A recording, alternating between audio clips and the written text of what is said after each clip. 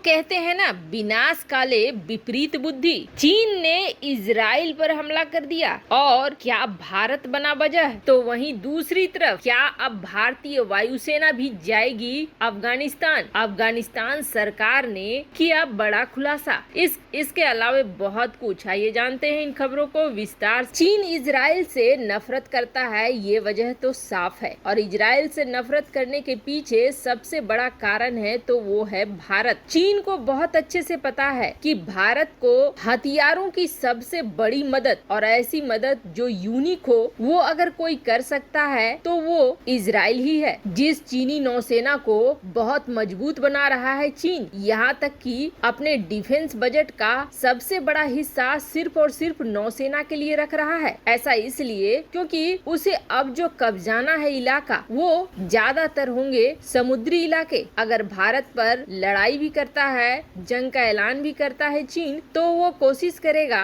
कि समंदर, हवा और जमीन तीनों का इस्तेमाल हो। जमीनी तौर पर उसे पता है कि उसे मुश्किलों का सामना करना पड़ेगा। ऐसे में अपने वायुसेना और नौसेना का उपयोग वो बहुत ही ज्यादा करेगा, और नौसेना के लिए इतने पैसे खर्च भी इसीलिए चीन कर रहा है। पर चीनी नौसेना को तोड़ने के लिए इजराइल और भारत के बीच हाल ही में एक बड़ा समझौता हुआ। आपको याद होगा 2-3 दिन पहले ही भारत के वायुसेना प्रमुख पहुंचे थे इजराइल, जहां पर प्रोजेक्ट चीता को लेकर बातचीत हुई। तो वहीं इस डील के साथ साथ एक ऐसी डील भी फाइनल हुई जो कि चीनी नौसेना के लिए सबसे बड़ी काल हो। चीन जिस तरीके से सबमरीन्स की संख्या बढ़ा रहा है, एयरक्राफ्ट कैरियर की संख्या बढ़ा रहा है, उससे साफ नजर आ रहा है कि चीन का टारगेट नौसेना को ज्यादा से ज्यादा मजबूत करना है। ऐसे में जहां चीनी सबमरीन्स को हैंडल करने के लिए, उनकी रणनीति को तोड़ने के लिए भारत न्यूक्लियर सबमरीन पर जोर दे रहा है, क्योंकि चीन के पास 72 सबमरीन तो हैं, लेकिन सारे डीजल वाले हैं, यानी डीजल खत्म तो उन्हें वापस आना ही पड़ेगा ऊपर। हाल ही में जब ब्रिटेन के युद्धपोत दक्षिण चीन सागर में घुसे थे,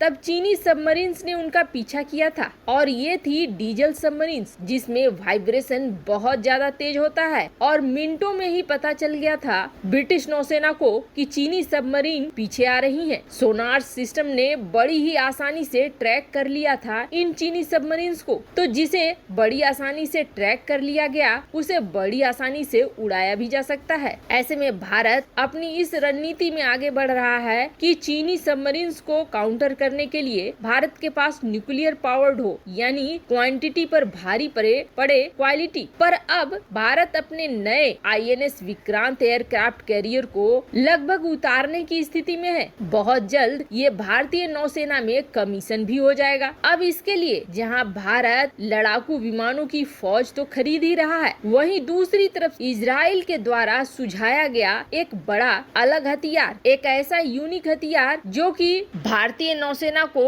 बिल्कुल अभेद किला बना रही है, तो वहीं चीनी नौसेना के लिए बड़े काल की अरेंजमेंट कर रही है। इसके तहत भारत बनाएगा ऐसे ड्रोन, जो ड्रोन स्टील्थ होंगे, छोटे होंगे, ये ऑरा नहीं होंगे, इसलिए ऑरा से इसे कंपेयर, ये ड्रोन ऑरा नहीं बल्कि उससे बिल्कुल अलग छोटे छोटे होंगे, स्टील्थ होंगे, ताकि जब ये चीनी नौसेना के शिप के पास पहुंच जाए तो भी उसे पता न चले और शिप का विध्वंस कर दे। प्रोजेक्ट चीता के अंदर जहां भारत को कई सारे ड्रोन मिल रहे हैं और हथियार लगे ड्रोन मिल रहे हैं, ताकि भारतीय वायुसेना भी मजबूत हो, तो वहीं भारत सरकार का ये फैसला कि अब INS विक्रांत पर स्टील्थ ड्रोनों की भी तैनाती होगी, सचमुच बड़ा धमाल थी। इस तरह के कई टेक्नोलॉजी के और डिफेंस के समझौते भारत और इजराइल के बीच हो रहे हैं। इसकी भनक चीन को लग चुकी है, और चीन जानता है कि जब भी जंग होगा तब ऐसे यूनिक हथियार इजराइल भारत को देगा कि भारत भारी पड़ जाएगा चीन के ऊपर। ऐसे में चीन ने अब बड़ा हमला बोल दिया है इजराइल के ऊपर, और सबसे बड़ी और मजे की बात ये है कि चीन ने इस हमले को ये दिखलाने की कोशिश की कि ये हमला उसने नहीं किया है बल्कि ईरान ने किया है। आज एक ऐसा समय है जहां ज्यादा से ज्यादा डॉक्यूमेंट रखे जाते हैं कंप्यूटर पर, ज्यादा से ज्यादा जानकारियां भी कंप्यूटर पर ही होती हैं। चीन ने अपने हैकरों का इस्तेमाल किया है और चीनी हैकरों ने इजराइल के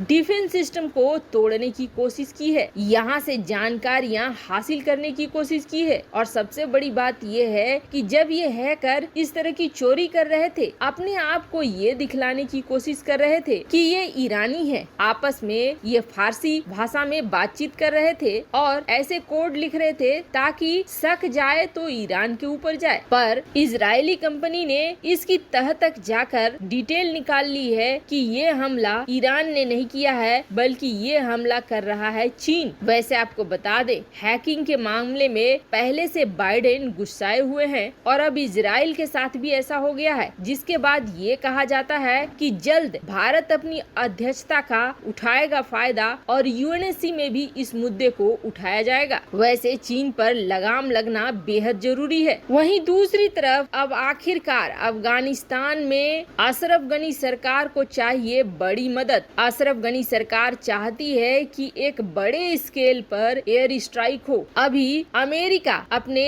MQ-9 reaper drones, B-52 bombers, F-16 और स्पेक्टर विमानों को लगा चुका है, पर जिस तेजी से तालिबान कई जगहों पर कब्जा कर रहा है, एक तरफ उखाड़ा जा रहा है तो दूसरी तरफ कब्जा कर लेता है, और उसे रोकने के लिए अफगानिस्तान के पास मजबूत वायुसेना नहीं है। अभी भी अफगानिस्तान में काफी पुराने लड़ाकू विमान अफगानी वायुसेना इस्तेमाल करती है, जिससे अफगानिस्तान सेना स्ट्राइक तो कर रही है, तालिबान लड़ाकों को पीछे ढकेलने की कोशिश भी कर रही है, लेकिन उस बल के साथ नहीं कर पा रही है, क्योंकि इसके लिए चाहिए बड़ी संख्या में वायुसेना। जिसके बाद अब ये कहा जा रहा है कि अशरफ गनी सरकार ने भारत से सीधे मदद मांगी है और भारत से अशरफ गनी का मानना है कि ज्यादा से ज्यादा लड़ाकू विमान आए और एयर स्ट्राइक करें, एयर स्ट्राइक करके हमारी मदद करें ताकि हम इस समस्या से निकल सके। अशरफ गनी का मानना है कि 31 अगस्त तक जब अमेरिकी सेना पूरी तरीके से निकल जाएंगे, तब हो सकता है तालिबान और आक्रामक हो। ऐसे में भारत उनकी मदद करे ताकि इस समस्या से